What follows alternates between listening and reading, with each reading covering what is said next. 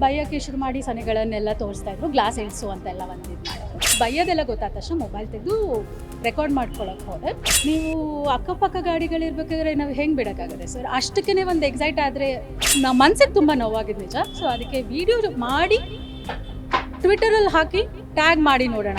ಬೆಂಗಳೂರಿನ ಕಾಂಗ್ರೆಸ್ ಪ್ರಧಾನ ಕಾರ್ಯದರ್ಶಿ ಅಕ್ಷತಾ ರವಿಕುಮಾರ್ ಅವರಿಗೆ ನಿನ್ನೆ ಸಂಜೆ 4:15 ರಸ್ತೆಯಲ್ಲಿ ಸಂಚಾರ ಮಾಡುವಂಥ ಸಂದರ್ಭದಲ್ಲಿ ಓರ್ವ ವ್ಯಕ್ತಿ ಅಸಭ್ಯ ಸನ್ನೆಯನ್ನು ತೋರಿಸಿದ ವಿಚಾರಕ್ಕೆ ಸಂಬಂಧಪಟ್ಟಂತೆ ಈಗಾಗಲೇ ಕೂಡ ಚಾಮರಾಜಪೇಟೆ ಪೊಲೀಸರು ಆರೋಪಿಯನ್ನು ಬಂಧಿಸಿರುವಂಥದ್ದು. ಈ ಪ್ರಕರಣಕ್ಕೆ ಸಂಬಂಧಪಟ್ಟಂತೆ ಮಾತನಾಡೋದಕ್ಕೆ ಅಕ್ಷತಾ ರವಿಕುಮಾರ್ ಅವರೇ ನನ್ನ ಜೊತೆಗಿದ್ದಾರೆ. ಅವ್ರನ್ನ ಮಾತಾಡಿಸ್ತಾ ಹೋಗ್ತೀನಿ. ಮೇಡಮ್, ನಿನ್ನೆ ದಿವಸ ಸರಿಸುಮಾರು ಒಂದು 4ರಿಂದ 4:15 ನೀವು ಟ್ವೀಟನ್ನು ಮಾಡ್ತೀರಾ, ಬೆಂಗಳೂರು ನಗರ ಪೊಲೀಸ್ ಕಮಿಷನರ್ಗೆ ಈ ರೀತಿಯಾಗಿ ಅಸಭ್ಯ ಸನ್ನೆಯನ್ನು ವರ್ತನೆ ಮಾಡ್ತಾ ಇದೆ ಅಂತ. ಈ ಘಟನೆ ನಡೆದಿದ್ದಲ್ಲಿ ಏನಾಯಿತು ವಿಚಾರ ಆ ಸಂದರ್ಭದಲ್ಲಿ? ಸರ್, ಅದೇ ಮೈಸೂರು ಬ್ಯಾಂಗ್ಳೂರು ರಸ್ತೆಯಲ್ಲಿ ಅರೌಂಡ್ 4 o'clock ಸರ್. ವಿಜಯನಗರದಿಂದ ನಾನು ಸಹಕಾರ ನಗರ್ಗೆ ಹೊರಟಿದ್ದೆ. ಸೊ ಗೋಪಾಲನ್ ಮಾಲ್ ಎದುರುಗಡೆ ಕರೆಕ್ಟಾಗಿ ಸಿಗ್ನಲ್ ಅಷ್ಟರಲ್ಲಿ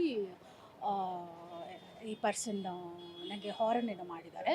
ಅಲ್ಲಿ ಸೈಡ್ಗೆ ಹೋಗೋಕ್ಕೆ ಅಥವಾ ಏನಕ್ಕೇನೂ ಜಾಗ ಇರಲಿಲ್ಲ.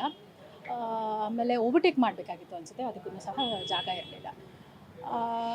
ಅಷ್ಟೇ ಸರ್, ಅಷ್ಟೇ ವಿಷಯಕ್ಕೆ ಉದ್ವೇಗಗೊಂಡಿದ್ದಾರೆ.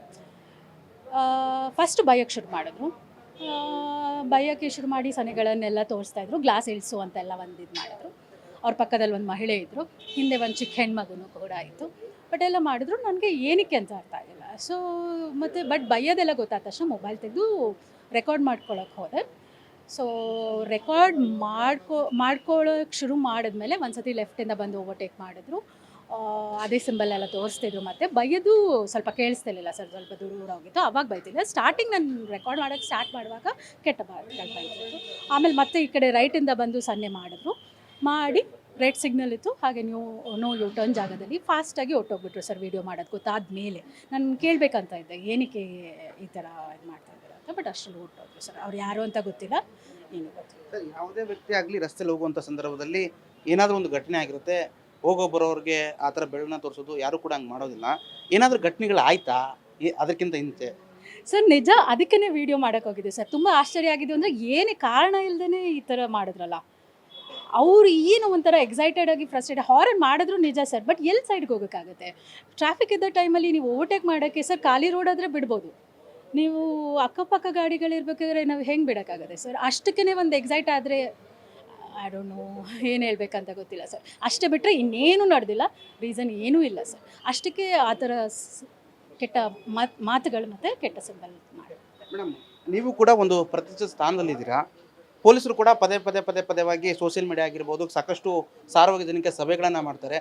ಸಭೆಗಳನ್ನು ಮಾಡಿ ನೇರವಾಗಿ ನೀವು ಸ್ಟೇಷನ್ಗೆ ಬನ್ನಿ, ನಿಮಗೆ ಸ್ಟೇಷನಲ್ಲಿ ಎಲ್ಲ ರೀತಿಯಾದಂಥ ಸಹಾಯ ಸಿಗುತ್ತೆ ಅನ್ನುವಂಥದ್ದು ಪೊಲೀಸರು ಕೂಡ ಈ ಹಿಂದೆ ಸಾಕಷ್ಟು ಸಾರ್ವಜನಿಕ ಸಭೆಯಲ್ಲಿ ಕೂಡ ಹೇಳಿದ್ದಾರೆ. ಮತ್ತು ಸಾಕಷ್ಟು ಟ್ವೀಟ್ಗಳಾಗಿರ್ಬೋದು, ಫೇಸ್ಬುಕ್ಗಳಲ್ಲಿ ಎಲ್ಲ ಸಾಮಾಜಿಕ ಜಾಲಗಳನ್ನು ಕೂಡ ಹೊರಡಿಸಿರುವಂಥದ್ದು. ಆದರೆ ನೀವು ಡೈರೆಕ್ಟಾಗಿ ಸ್ಟೇಷನ್ಗೆ ಹೋಗದೆ ಟ್ವಿಟರ್ನಲ್ಲಿ ಯಾಕೆ ಟ್ವೀಟ್ ಮಾಡಿದ್ರಿ ಅಂತ?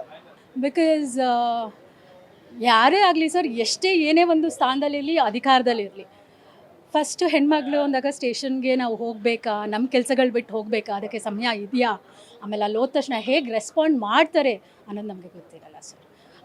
ಸೊ ಆಮೇಲೆ ಅದು ಟೈಮ್ ವೇಸ್ಟ್ ಅಂತಲೂ ಒಂದೊಂದು ಸತಿ ಅನಿಸ್ಬಿಡುತ್ತೆ. ಬಿಕಾಸ್ ನಮ್ಗೆ ಬೇರೆ ಇಂಪಾರ್ಟೆಂಟ್ ಕೆಲಸಗಳಿರುತ್ತೆ ಸರ್. ಟು ಬಿ ಫ್ರ್ಯಾಂಕ್, ನನಗೆ ಹೋಗ್ತಿರ್ಲಿಲ್ಲ ಇಷ್ಟು ಬೇಗ ಎಲ್ಲ ಕ್ವಿಕ್ಕಾಗಿ ರಿಯಾಕ್ಟ್ ಮಾಡ್ತಾರೆ. ಯಾಕಂದರೆ ದಿನನಿತ್ಯದಲ್ಲಿ ಈ ಥರ ನೋಡ್ತಾನೆ ಇರ್ತೀವಿ ಸರ್ ರೋಡಲ್ಲಿ, ಇದನ್ನೆಲ್ಲ ಇದು ಮಾಡ್ತಾರೆ ಅಂತ.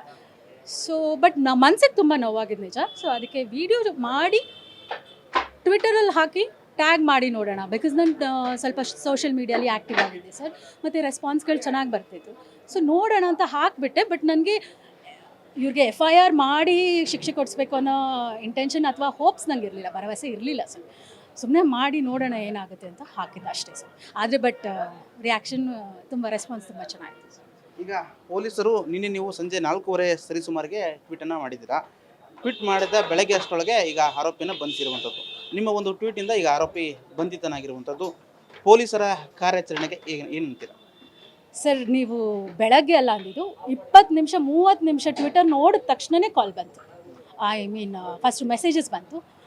ಇದು ಚಾಮರಾಜಪೇಟೆ PSI ಅನಿಲ್ ಕುಮಾರ್ ಅಂತ, ಮೇಡಮ್ ಈ ನಂಬರ್ಗೆ ಕಾಂಟ್ಯಾಕ್ಟ್ ಮಾಡಿ ಅಂತ ಹಾಕಿದ್ರು. ಎಲ್ಲ ಕಡೆ ಹಾಕಿದ್ರು. ಆಮೇಲೆ ಎಲ್ಲ ಆದಮೇಲೆ ನಾನು ನೋಡಿ ಕಾಲ್ ಮಾಡಿದೆ ಸರ್. ಇಮ್ಯಾಜಿನ್ ಜಸ್ಟ್ 1-2 ಅವರ್ಸಲ್ಲೇ ಎಲ್ಲ ಇನ್ಫಾರ್ಮೇಷನ್ ಎಲ್ಲ ತಿಳ್ಕೊಂಡು ಪರ್ಸನ್ ಎಲ್ಲ ಫೈಂಡ್ ಔಟ್ ಮಾಡಿ ಎಲ್ಲ ಮಾಡಿ ಆಲ್ಮೋಸ್ಟ್ ರಾತ್ರಿಲೇ FIR ಎಲ್ಲ ರೆಡಿ ಆಗಿತ್ತು ಸರ್. ಮೋಸ್ಟ್ಲಿ ಬಂದಿರೋದು ಇವಾಗ ಅನಿಸುತ್ತೆ, ಬಟ್ ನಾನು ಸ್ಟೇಷನ್ ಕಡೆ ಹೋಗಿ ನೋಡಬೇಕು. ಬಟ್ ಇಟ್ಸ್ ಗ್ರೇಟ್ ಸರ್, ನಾವು ಪೊಲೀಸ್ ಮೇಲೆ ನಂಬಿಕೆ ಅಷ್ಟು ಇಷ್ಟು ಕ್ವಿಕ್ಕಾಗಿ ಕಾರ್ಯಾಚರಣೆ ಮಾಡ್ತಾರೆ ಅಂತ ಗೊತ್ತಿರಲಿಲ್ಲ. Hats off to Bangalore traffic police station. ಇನ್ಮೇಲಾದರೂ ಸ್ಟೇಷನ್ಗೆ ಹೋಗ್ತೀರಾ? ಸ್ಟೇಷನ್ಗೆ ಹೋಗ್ಬಿಟ್ಟು ದೂರು ಕೊಡ್ತೀರಾ? ಸ್ಟೇಷನ್ಗೆ ಹೋಗಿನ ಸರ್, ಟ್ವಿಟರೇ ಯೂಸ್ ಮಾಡೋಣ ಅನಿಸುತ್ತೆ.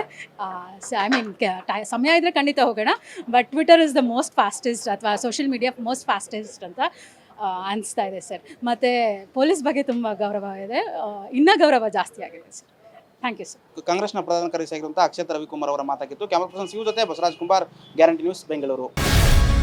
ಗ್ಯಾರಂಟಿ ನ್ಯೂಸ್, ಸುದ್ದಿ ಖಚಿತ, ನ್ಯಾಯ ನಿಶ್ಚಿತ.